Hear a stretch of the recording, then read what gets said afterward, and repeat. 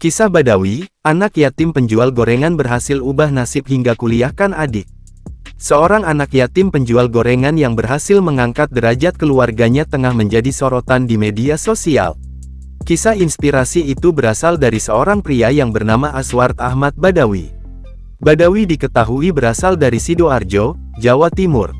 Kisah Badawi viral setelah diunggah oleh dosen Institut Teknologi Bandung, ITB, Imam Santoso melalui akun Instagramnya @santosoim, Minggu, tanggal 14 Juli tahun 2024.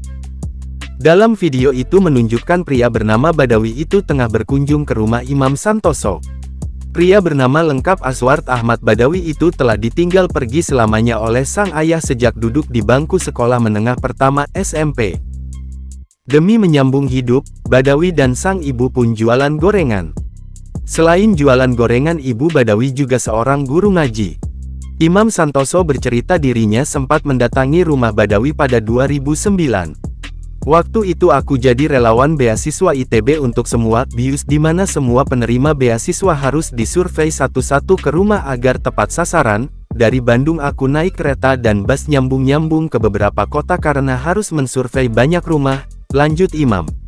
Badawi pun kuliah di jurusan Teknik Sipil ITB dengan beasiswa tersebut. Setelah menyelesaikan pendidikannya, Badawi pun berhasil tembus bekerja di Pertamina. Ia menjabat sebagai Procurement Excellence Center di PT Pertamina Persero.